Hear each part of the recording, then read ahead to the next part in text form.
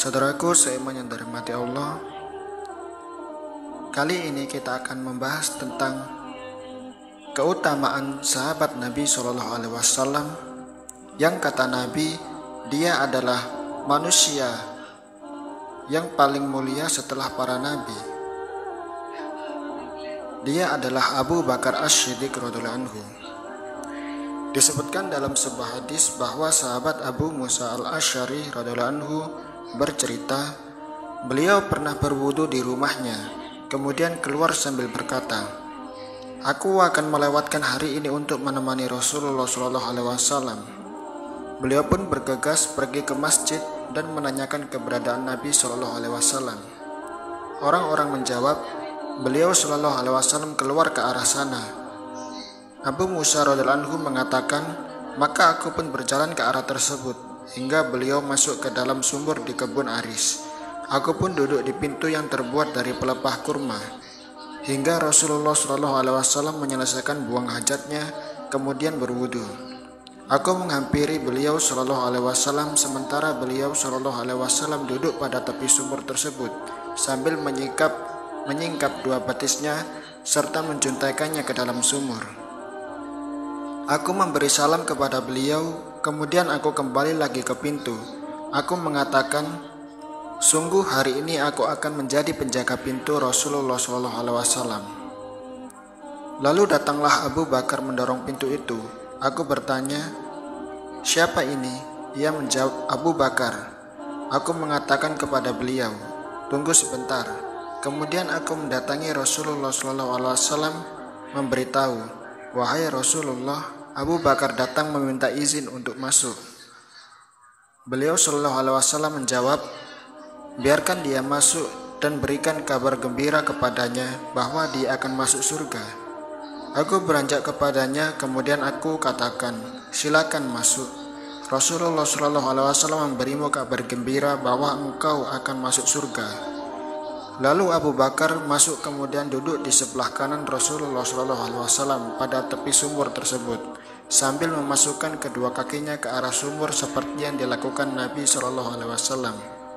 Sambil menyikap kedua betisnya, maka aku kembali duduk di pintu sementara aku tadi di rumah sedang meninggalkan saudaraku berwudu untuk kemudian menyusulku.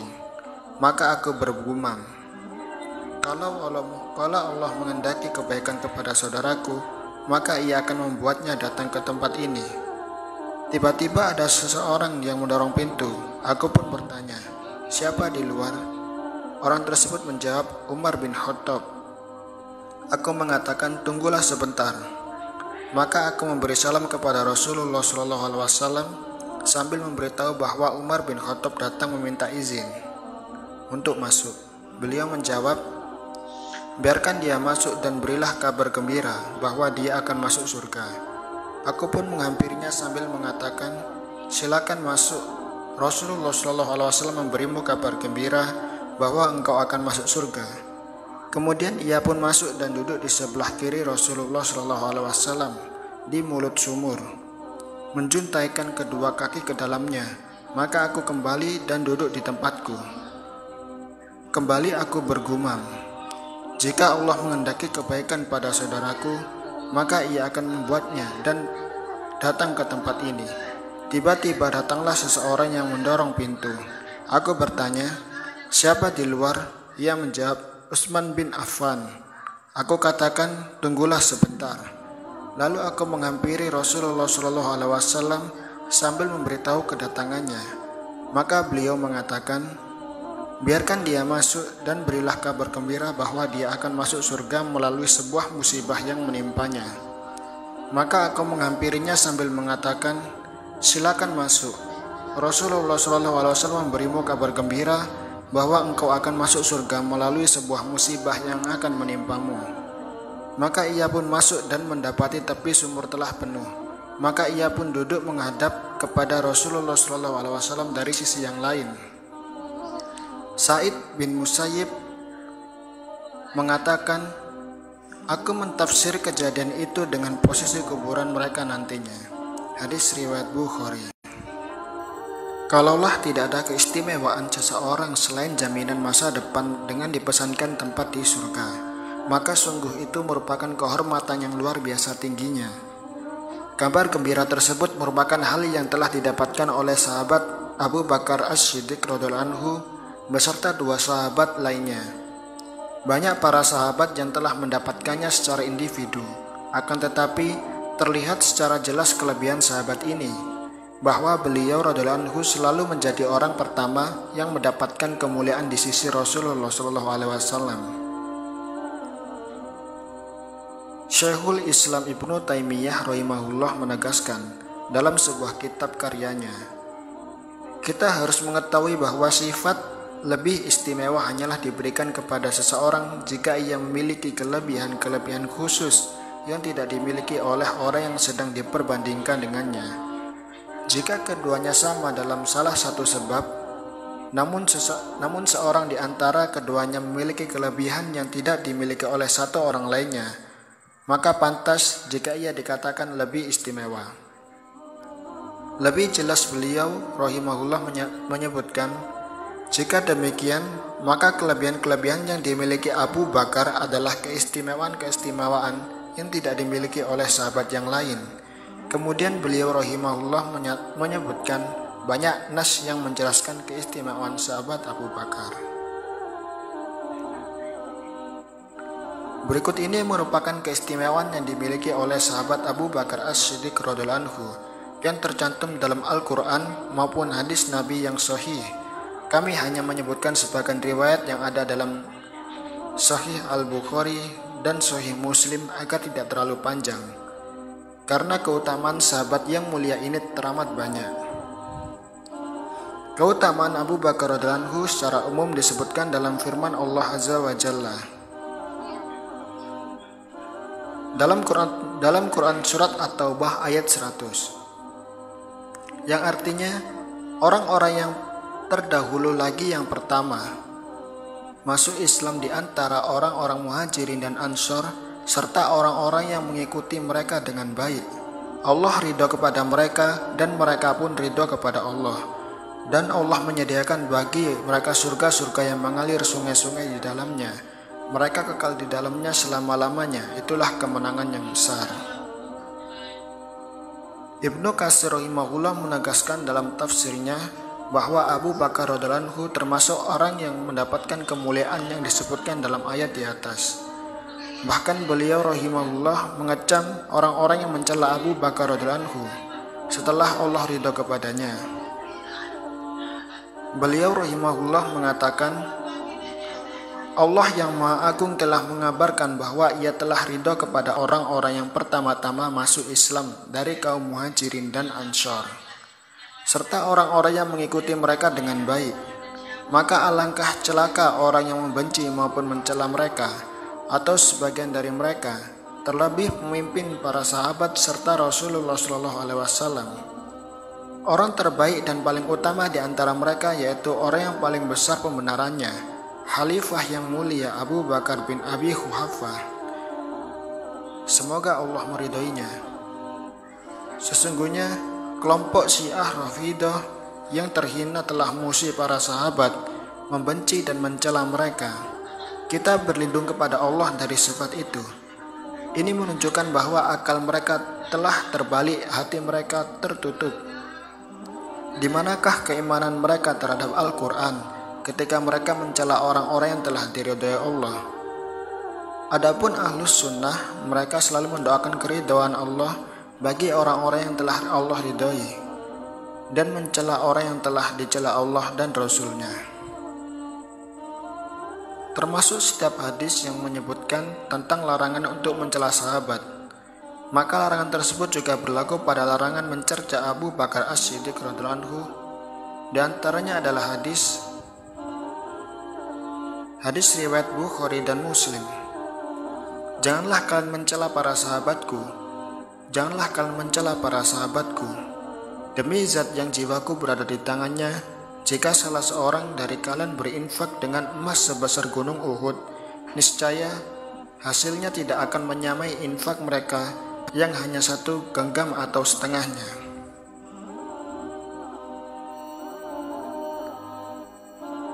Keutamaan Abu Bakar radhiyallahu anhu secara khusus. Yang pertama, penilaian bahwa beliau radhiyallahu anhu adalah orang terbaik setelah Rasulullah sallallahu alaihi wasallam.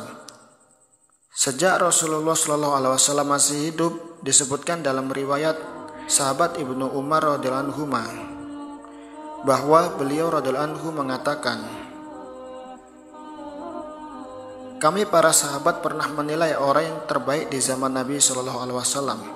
Maka kami dapatkan yang terbaik adalah Abu Bakar radhiyallahu anhu, kemudian Umar bin Khattab radhiyallahu anhu, kemudian Utsman bin Affan. Mudah-mudahan Allah meridhoi mereka semua. Hadis riwayat Bukhari. Bahkan penilaian tersebut disampaikan oleh sahabat Ali bin Abi Thalib radhiyallahu anhu ketika ditanya oleh putranya Muhammad bin Al-Hanafiyah yang mengatakan, aku bertanya kepada ayahku, siapa orang terbaik setelah Rasulullah SAW? Maka ia menjawab Abu Bakar. Aku pun bertanya lagi, kemudian siapa setelah itu? Ia menjawab Umar. Maka aku khawatir ia akan menjawab Utsman setelah itu. Aku pun segera memotongnya. Kemudian engkau, ia menjawab, aku hanyalah seseorang dari kaum muslimin. Hadis riwayat Bukhari. Yang kedua, Abu Bakar selalu menjadi orang kedua setelah Rasulullah SAW. Pada kesempatan-kesempatan khusus, kisah yang tertera dalam hadis pertama bukan satu-satunya yang menunjukkan kedekatan beliau radhiyallahu anhu dengan Rasulullah SAW. Bahkan kebersamaan khalifah pertama tersebut bagaikan sudah menjadi rutinitas yang tidak terpisahkan dari kehidupan Rasulullah SAW. Ali bin Abi Thalib radhiyallahu anhu mengatakan, ketika hadir pada wafatnya Umar bin Khattab radhiyallahu anhu, aku sangat berharap Allah akan mengumpulkanmu bersama dua sahabatmu, Rasulullah SAW dan Abu Bakar As-Siddiq. Sungguh sangat sering aku mendengar Rasulullah SAW mengisahkan, aku pernah bersama Abu Bakar dan Umar, aku telah mengerjakan bersama Abu Bakar dan Umar, aku telah pergi bersama Abu Bakar dan Umar. Hadis riwayat Bukhari. Saat terpenting lagi tergenting adalah kebersamaan beliau radhiyallahu anhu ketika Rasulullah SAW berhijrah ke Madinah. Hingga kesempatan ini terukir indah dalam Al-Quran dengan menyematkan kepadanya gelar sahabat. Allah SWT berfirman, jikalau kamu tidak menolongnya, maka sesungguhnya Allah telah menolongnya, yaitu ketika orang-orang kafir musyrikin Mekah mengeluarkannya dari Mekah, sedang dia salah seorang dari dua orang ketika keduanya berada dalam gua. Di waktu dia berkata kepada temannya, janganlah kamu berduka cita, sesungguhnya Allah beserta kita. Quran Surat At-Taubah ayat 40. Kejadian ini juga diceritakan sendiri oleh Abu Bakar radhiyallahu anhu dalam hadis yang sahih. Aku melihat kaki-kaki kaum musyrikin berada di atas kepala kami ketika kami di dalam gua. Maka aku katakan, wahai Rasulullah, seandainya seorang dari mereka melihat ke arah kakinya, niscaya dia akan melihat kita di bawah kedua kakinya. Maka Rasulullah SAW berkata, wahai Abu Bakar, apalah yang kau perkirakan terhadap dua orang yang Allah menjadi pihak ketiganya? Bagaimana pendapatmu tentang dua orang yang ditolong oleh Allah Azza wa Jalla sebagai pihak ketiga? Hadis riwayat Bukhari dan Muslim. Yang ketiga, Abu Bakar adalah orang yang paling dicintai oleh Rasulullah SAW.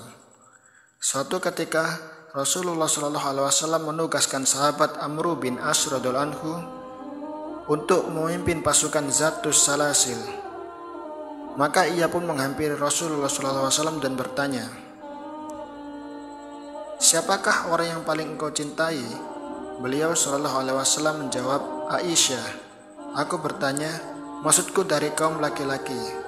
Beliau pun menjawab, ayahnya. Aku bertanya lagi, kemudian siapa lagi? Beliau menjawab, Umar bin Khattab. Kemudian beliau SAW menyebutkan beberapa orang yang dicintainya. Hadis riwayat Bukhari dan Muslim. Lebih dari itu, Rasulullah SAW sampai berangan-angan seandainya beliau SAW diizinkan oleh Allah Azza wa Jalla untuk menjadikan seseorang sebagai Khalil, kekasihnya, niscaya Abu Bakarlah yang pantas menyandang gelar tersebut. Sebagaimana dijelaskan oleh Ibnul Katsir dan lainnya adalah kasih sayang yang meresap dalam lubuk hati yang paling dalam. Oleh karenanya, Rasulullah SAW tidak dapat memberikannya kepada selain Allah Azza wa Jalla. Tidak ada kesempatan bagi seorang hamba manapun untuk meraihnya sekalipun dengan kesungguhan luar biasa. Ia adalah kedudukan yang hanya Allah berikan kepada hambanya yang Dia kehendaki. Di antaranya adalah Rasulullah SAW.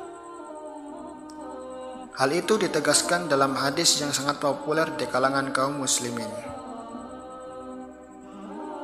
yang berbunyi, sekiranya aku diizinkan oleh Allah untuk menjadikan seseorang sebagai khalil, niscaya aku jadikan Abu Bakar sebagai khalilku. Akan tetapi ia adalah saudaraku dan sahabatku, sedangkan Allah Azza wa Jalla telah menjadikan sahabat kalian ini diriku sebagai khalilnya. Hadis riwayat Bukhari dan Muslim. Yang keempat, Abu Bakar adalah orang yang paling bersemangat dalam beramal. Allah Azza wa Jalla berfirman dalam hal sedekah, "Jika kamu menampakkan sedekahmu, maka itu adalah baik sekali. Jika kamu menyembunyikannya dan kamu berikan kepada orang-orang fakir, maka menyembunyikannya itu lebih baik bagimu." Quran Surat Al-Baqarah ayat 271. Ibnu Katsir rahimahullah menyebutkan dari Jalan Amir Asy-Sya'bi rahimahullah bahwa ayat ini turun berkenaan dengan Abu Bakar radhiyallahu anhu dan Umar radhiyallahu anhu ketika mereka berdua berlomba-lomba untuk bersedekah. Umar radhiyallahu anhu memberikan setengah hartanya, tiba-tiba Abu Bakar radhiyallahu anhu memberikan seluruh kekayaannya dengan mengatakan, "Aku tinggalkan untuk mereka Allah dan Rasulnya." Maka Umar bin Khattab radhiyallahu anhu mengatakan, "Selamanya aku tidak akan dapat mengalahkannya dalam hal apapun." Hadis riwayat Tirmizi. Abu Sa'id Al-Khudri radhiyallahu anhu meriwayatkan bahwa Rasulullah SAW bersabda, "Sungguh orang yang paling banyak berkorban untukku dalam harta maupun persahabatan adalah Abu Bakar." Hadis riwayat Bukhari dan Muslim. Abu Hurairah radhiyallahu anhu menceritakan bahwa suatu hari Rasulullah SAW bertanya kepada para sahabatnya, "Siapakah di antara kalian yang berpuasa hari ini?" Abu Bakar menjawab, "Saya." Beliau SAW bersabda, "Siapakah di antara kalian yang telah mengantarkan jenazah hari ini?" Abu Bakar pun menjawab, "Saya."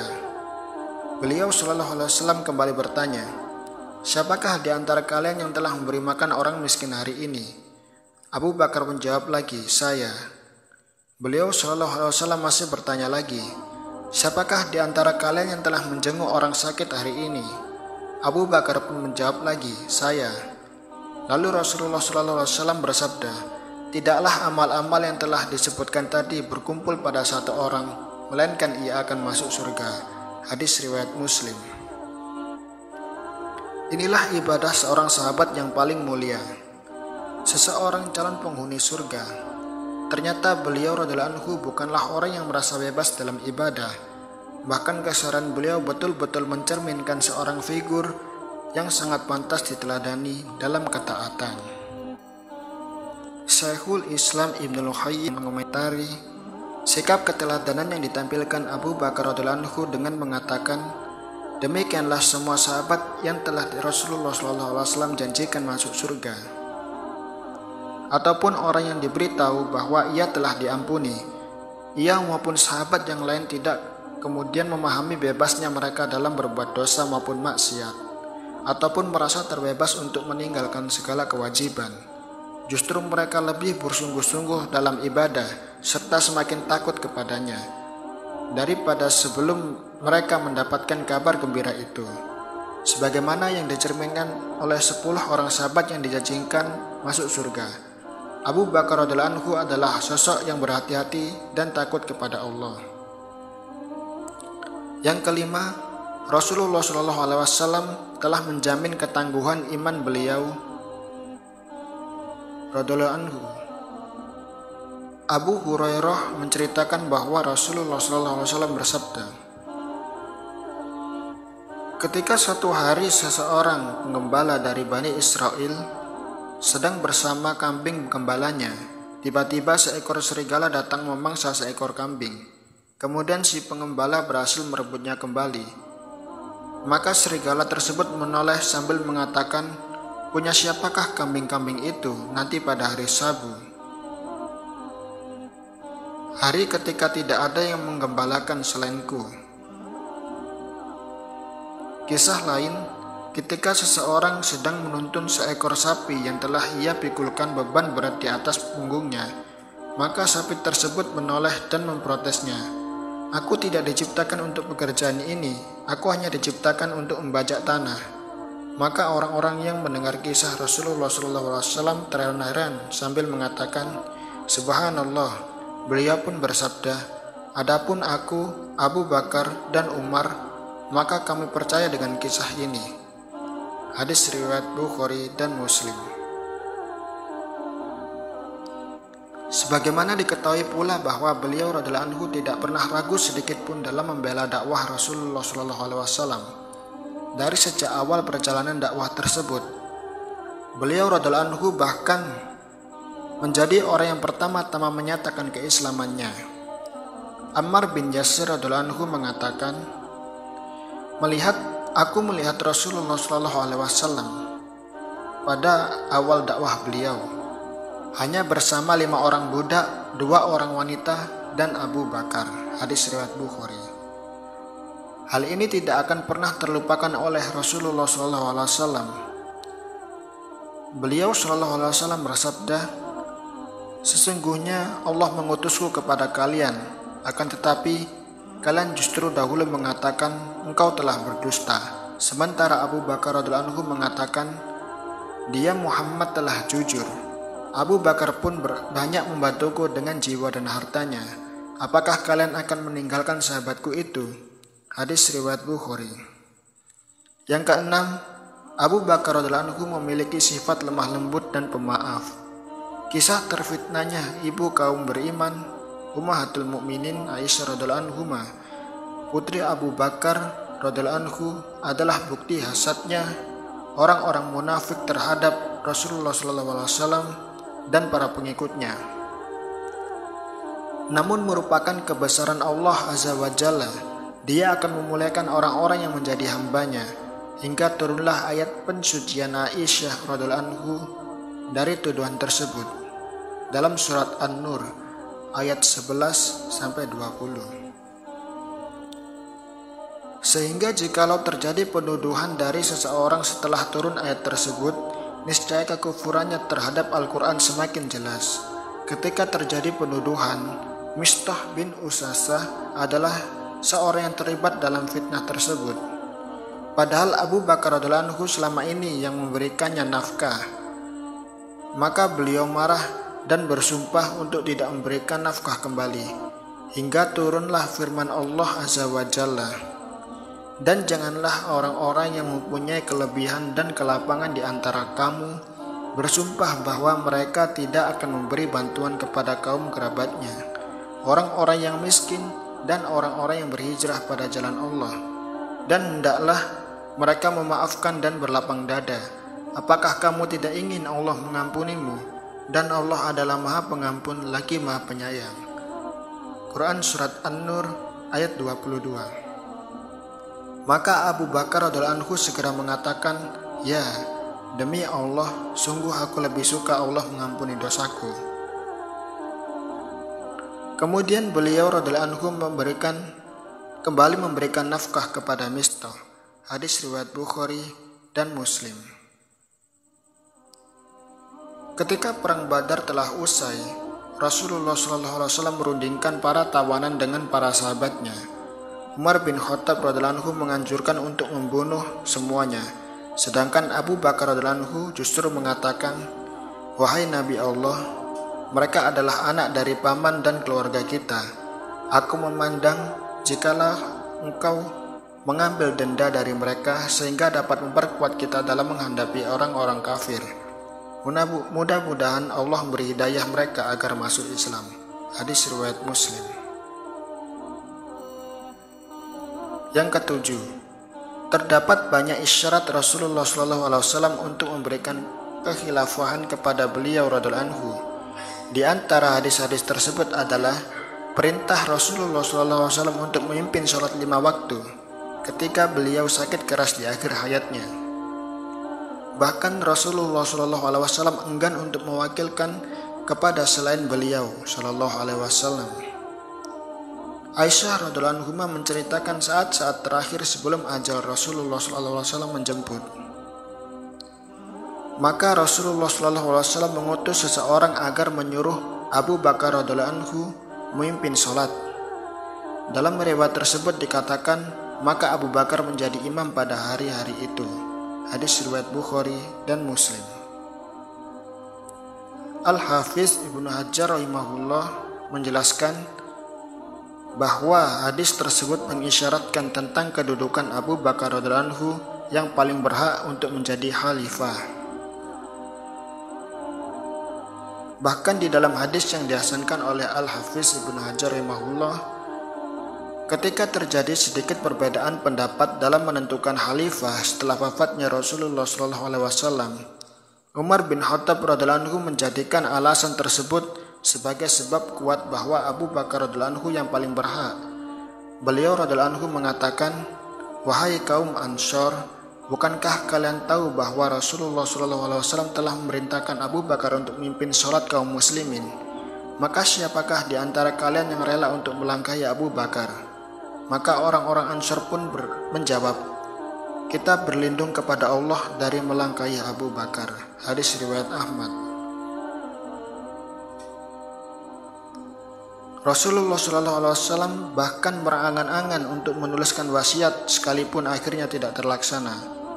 Ketika beliau SAW bersabda, "Panggilkan Abu Bakar ayahmu dan juga saudaramu agar aku tuliskan sebuah wasiat. Karena sungguh aku khawatir akan ada orang yang bercita-cita atau ada orang yang mengatakan aku lebih berhak, sementara Allah dan orang-orang yang beriman merasa enggan kecuali hanya kepada Abu Bakar." Hadis riwayat Muslim. Imam An-Nawawi rahimahullah menyatakan bahwa hadis tersebut secara jelas menjelaskan bahwa Abu Bakarlah yang paling berhak untuk mendapatkan posisi khalifah. Demikianlah apa yang dapat kami kumpulkan tentang keutamaan Abu Bakar radhiyallahu anhu. Tentu keutamaan beliau masih banyak, akan tetapi yang disebutkan cukuplah menjadi isyarat tentang banyaknya keistimewaan yang lain. Wallahu a'lamu bishawab. Assalamualaikum warahmatullahi wabarakatuh.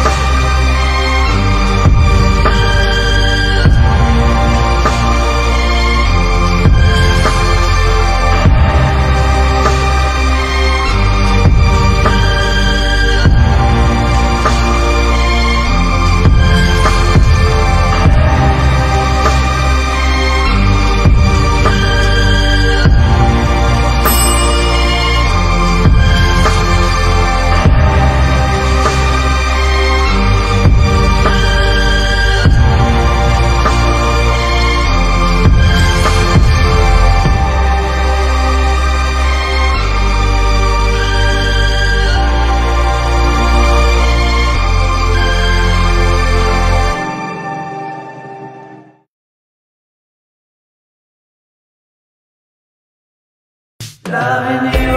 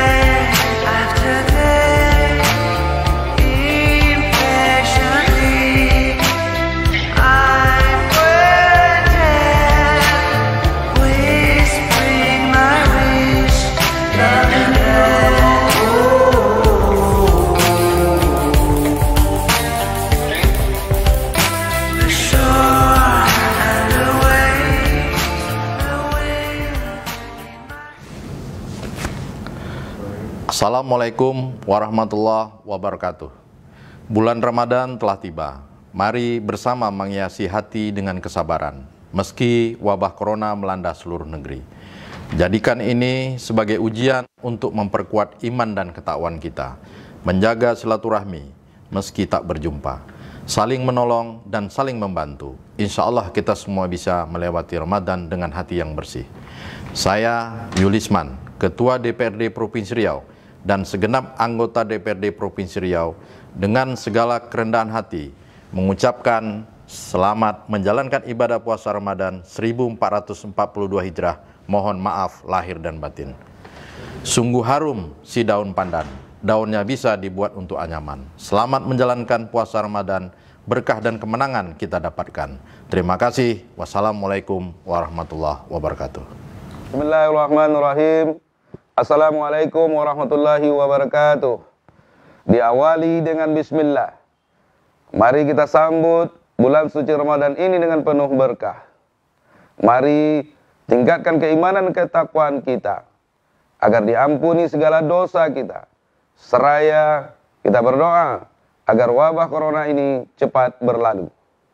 Saya Haji Saparudin Poti, Wakil Ketua DPRD Provinsi Riau dan segenap anggota DPRD Provinsi Riau mengucapkan selamat menunaikan ibadah puasa Ramadan 1442 Hijriah. Anak Melayu menggail ikan, perahu berlabuh di tengah lautan. Kini tiba bulan Ramadan. Khilaf dan salah mohon dimaafkan. Terima kasih. Wassalamualaikum warahmatullahi wabarakatuh. Assalamualaikum warahmatullahi wabarakatuh. Marhaban ya Ramadan. Alhamdulillah bulan suci penuh berkah telah tiba.